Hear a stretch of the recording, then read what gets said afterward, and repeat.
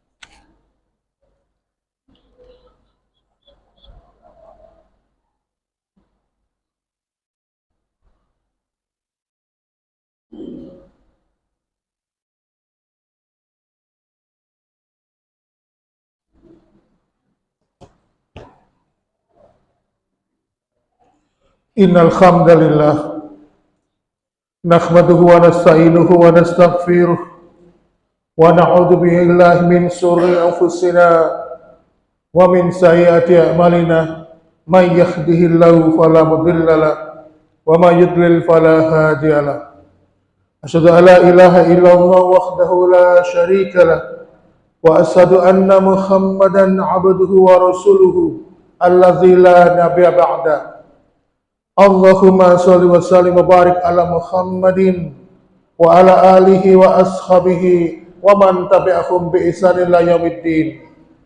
فيا عباد الله أوصيكم ونفسي بتقوى الله فقد فاز المتقون. قال تعالى في كتابه الكريم أعوذ بالله السميع العليم من الشيطان الرجيم من همزه ونفخه ونفسه يا أيها الذين آمنوا اتقوا الله حق تقاته ولا تموتن إلا وأنتم مسلمون. Ma'asyiral muslimin wa zumratal mu'minin rahimakumullah.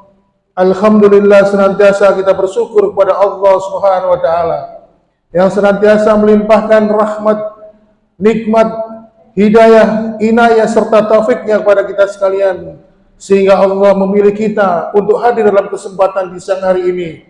Mudah-mudahan apa yang kita tunaikan pada kesempatan di siang hari ini kelak di hari akhirat diberikan ridha oleh Allah Subhanahu wa taala dengan balasan berupa kenikmatan tertinggi, yaitu kenikmatan surgawi. Ma'asyiral muslimin, sebagai pengganti tugas khatib yang mendadak tidak hadir pada kesempatan ini, marilah saya secara pribadi dan mengajak kepada seluruh jamaah yang hadir untuk meningkatkan iman dan takwa kita kepada Allah. Karena sesungguhnya hanya takwalah yang menjadikan kita mempunyai derajat yang mulia di sisi Allah Subhanahu wa taala. Saking pentingnya takwa ini, Allah sampai berwasiat, "Wattazawwadu fa inna khairuz zadi taqwa." Dan bertakwalah kalian dan berbekallah kalian karena sebaik-baik bekal adalah takwa. Apalagi insya Allah kita akan segera menjelang bulan yang mulia, di mana bulan Ramadan dijadikan oleh Allah untuk kita menjadi hamba-hamba yang semakin bertakwa kepada Allah Subhanahu wa taala. Ma'asyiral muslimin wa zumratal mu'minin rahimakumullah. Geliat umat Islam menyambut datangnya bulan Ramadan sudah semakin terasa. Banyak di antara mereka yang mulai mempersiapkan dirinya untuk menyambut datangnya beribadah di dalam bulan Ramadan. Tidak jarang kita juga sering melihat beberapa tempat ibadah, mushola, masjid sering melakukan bebersih di lingkungannya. Tetapi ma'asyiral muslimin, yang kita tarik dari benang merah adalah apakah selama ini kita sudah mempersiapkan untuk membersihkan semua kotoran di dalam hati kita guna menjalankan ibadah di bulan Ramadan. Karena ma'asyiral muslimin, perlu diketahui, apapun ibadah yang kita lakukan, entah itu sholat, puasa, haji, umrah, sedekah, bahkan ibadah-ibadah yang lainnya, semua tolak ukurnya adalah di dalam hati. Allah Subhanahu wa taala menjadikan hati menjadi standar amal itu diterima. Bisa saja orang itu melakukan ibadah puasa, tetapi ketika dia menjalankan ibadah puasa, hatinya bukan karena Allah, pasti Allah akan menolaknya. Begitu juga dengan yang lainnya. Mana dalilnya? Mana referensi yang mengatakan, yang menyebutkan bahwa Allah lebih mementingkan ibadah hati dibandingkan ibadah fisik atau ibadah jasmaniyah? Dalam sebuah riwayat Imam Muslim disebutkan riwayat dari Abu Hurairah tentang 3 golongan manusia yang pertama kali dimasukkan ke dalam neraka. Mereka yang pertama adalah orang-orang yang berjihad fisabilillah. Ketika Allah bertanya kepadanya, apakah yang membuat motivasimu berjihad? Lalu orang itu mengatakan, aku ingin masuk surga ya Allah, aku ingin melalui pintu jihad fisabilillah. Lalu Allah mengatakan, kadzabta, engkau bohong, engkau menjadi seorang mujahid agar engkau dinilai orang-orang sebagai orang yang pemberani, dan engkau pun sudah mendapatkan sebutan itu, engkau disebut sebagai orang pemberani. Lalu Allah memerintahkan sang mujahid itu masuk ke dalam neraka. Yang kedua, ada seorang yang berilmu, hafal Al-Quran, mampu melantunkan bacaan Al-Quran dengan fasih dan tartil. Lalu kemudian ditanya oleh Allah, apa motivasimu? Lalu dia menjawab, aku ingin berdakwah, ingin mengajarkan Al-Quran, kitabullah, kepada umat ini.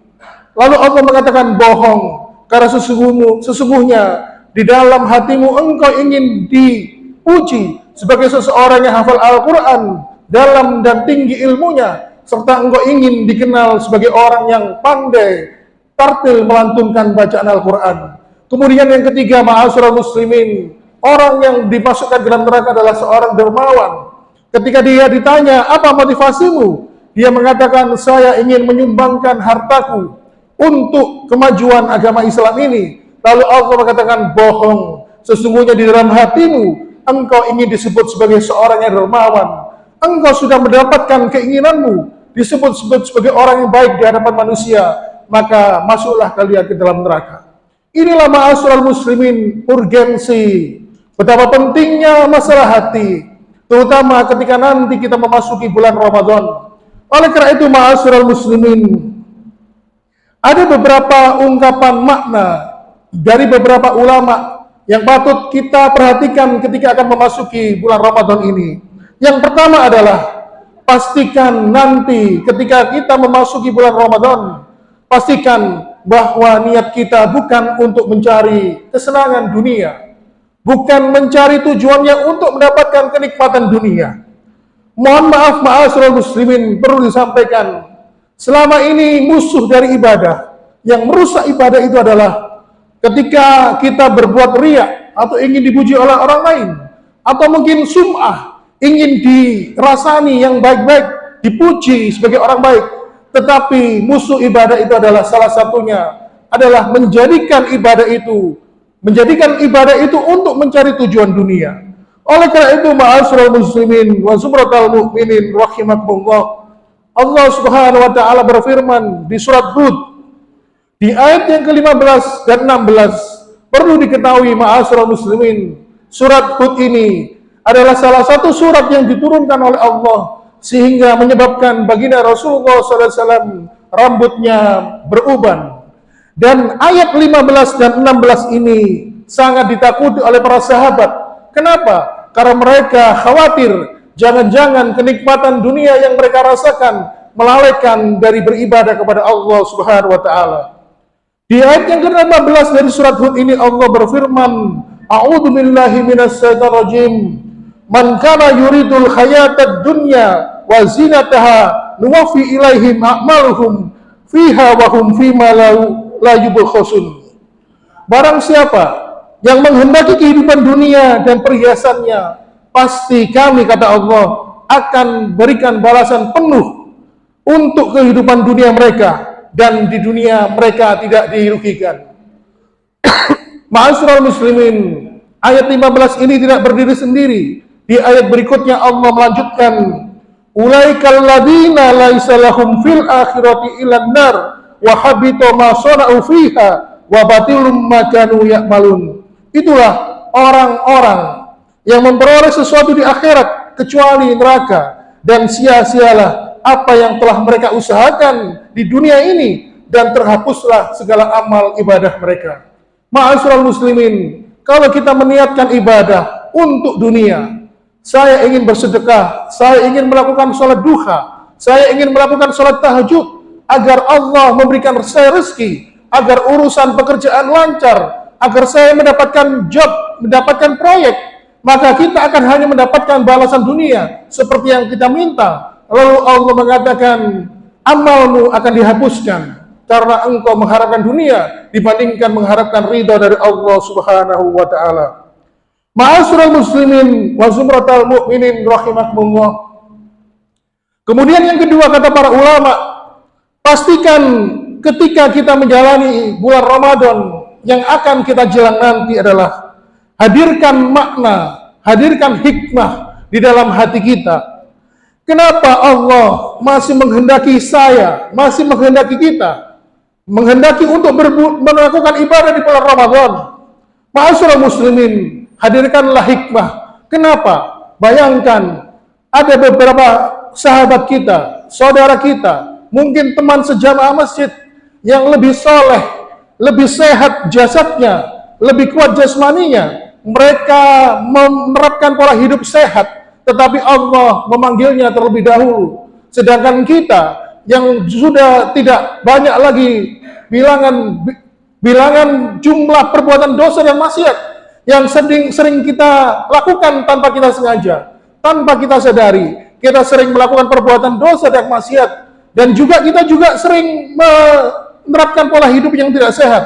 Mungkin sering minum goreng-gorengan, makan makanan yang banyak mengandung santan, yang tinggi kolesterol dan sebagainya. Tetapi justru kita yang dipilih Allah untuk memasuki bulan Ramadan, maka hikmahnya adalah jadikanlah itu kesempatan kita untuk memperbaiki diri kita. Karena sesungguhnya Allah ingin menghendaki diri kita kembali menjadi hamba-hamba yang disayang oleh Allah Subhanahu wa taala. Oleh karena itu, ma'asyiral muslimin, beruntunglah seseorang yang sudah kembali kepada Allah hatinya terlebih dahulu dibandingkan jasad dan fisiknya. Dibandingkan mereka yang sudah berpulang kepada Allah jasadnya, fisiknya, tetapi hatinya tidak mau kembali kepada Allah Subhanahu wa taala. Oleh karena itu, ma'asyiral muslimin, Allah sungguh sayang kepada kita ketika kita dikehendaki sebagai hamba-hambanya yang dikehendaki untuk beribadah di dalam bulan Ramadan.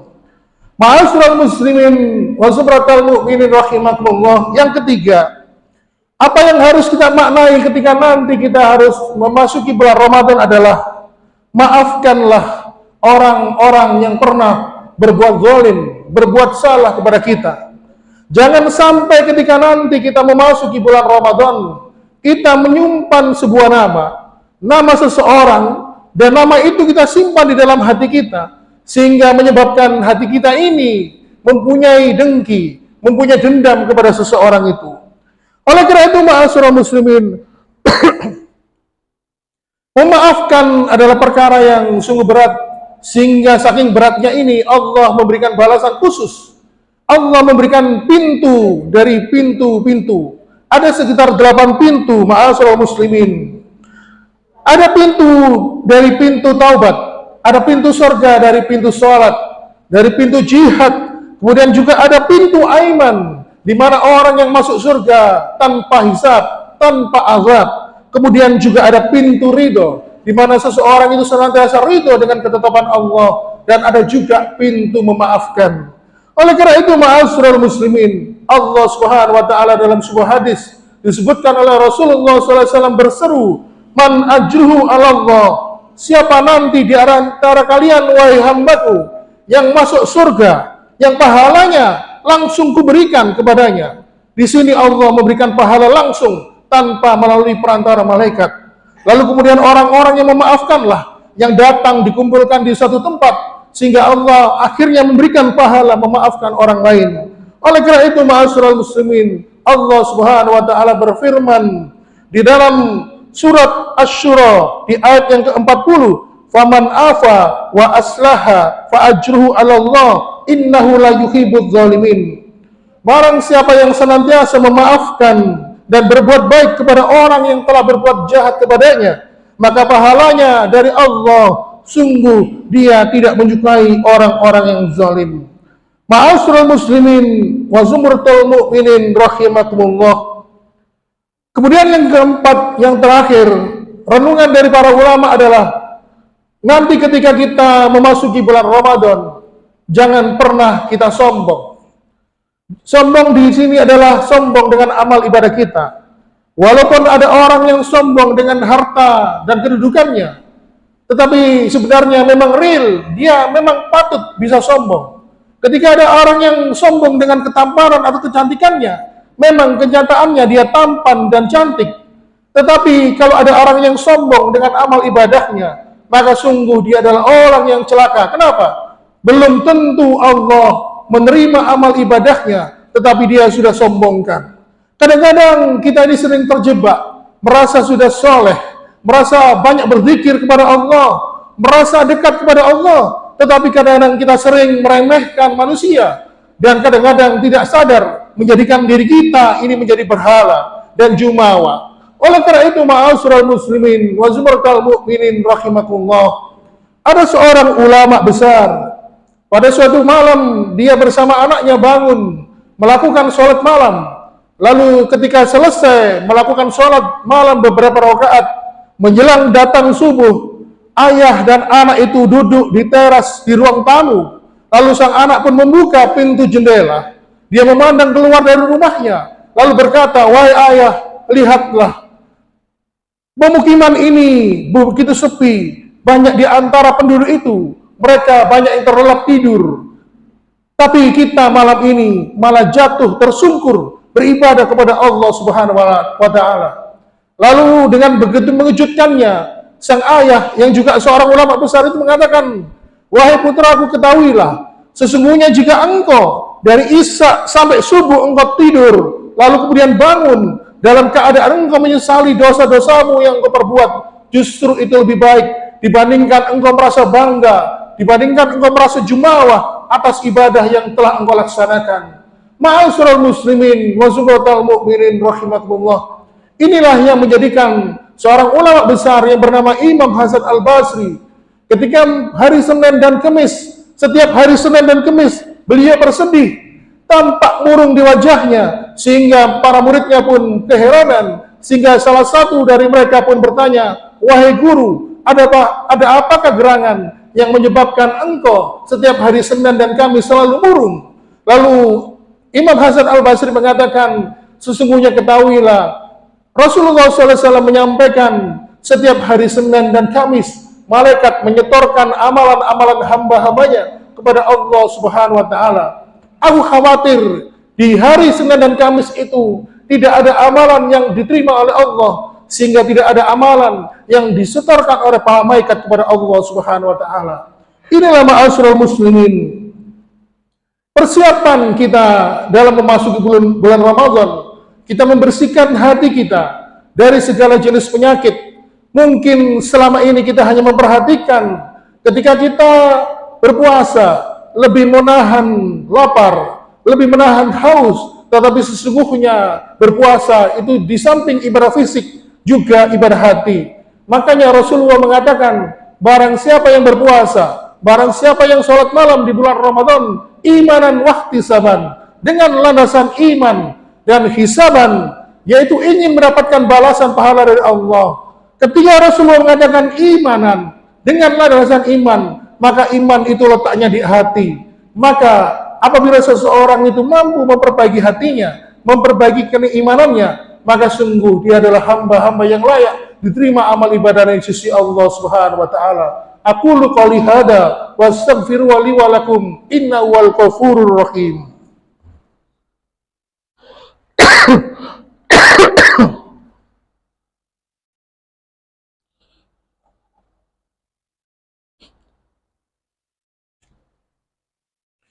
Alhamdulillah hamdan katsiran thayyiban mubarakan fi kama yuhibbu rabbuna wa yarda. Asyhadu an la ilaha illallah wahdahu la syarika lah wa asyhadu anna Muhammadan abduhu wa rasuluhu alladzi la nabiyya ba'da. Allahumma shalli wa sallim wa barik ala Muhammadin wa ala alihi wa ashabihi wa man tabi'ahum bi ihsan ila yaumiddin. Wa ya ibadallah usikum wa nafsi bittaqwallah faqad fazal muttaqun. Qala ta'ala fi kitabil karim, a'udzu billahi minasy syaithanir rajim, ya ayyuhalladzina amanu taqullaha haqqa tuqatih wa la tamutunna illa wa antum muslimun. Ma'asyiral muslimin, dalam kesempatan ini marilah kita tutup khutbah kedua ini dengan berdoa kepada Allah Subhanahu wa taala. Yang pertama dan utama adalah kita mohon ampun kepada Allah atas dosa dan kesalahan, baik sengaja maupun yang tidak sengaja kita lakukan. Seraya tidak lupa juga memohon hidayah dan petunjuk dari Allah Subhanahu wa taala. Dan mudah-mudahan dengan hidayah tersebut akhirnya Allah memberikan pertolongan kita ketika kita meninggalkan kehidupan dunia ini dengan predikat husnul khatimah. A'udzu billahi minasy syaithanir rajim. Bismillahirrahmanirrahim. Allahumma shalli wa sallim wa barik ala Muhammadin walhamdulillahi rabbil alamin. Allahumma ighfir lil muslimina wal muslimat wal mu'minina wal mu'minat al ahya minhum wal amwat innaka sami'un qaribun mujibun da'wat. Allahumma ighfirli wa li walidayya warhamhuma kama rabbayani shaghira. Rabbana zalamna anfusana wa illam taghfir lana la tarhamna lanakunanna minal khasirin. Rabbana la tu'akhidna in nasina akhtana. Rabbana wa la tahmil alaina isran kama hamalta 'alal ladzina min qablina. Rabbana wa la tuhammilna ma la taqata lana bi wa'fu 'anna waghfir lana warhamna anta maulana fansurna 'alal qaumil kafirin. Rabbana atina fid dunya hasanah wa fil akhirati hasanah wa qina adzabannar. Subhana rabbika rabbil izzati amma yasifun wa salamun alal mursalin walhamdulillahi rabbil alamin.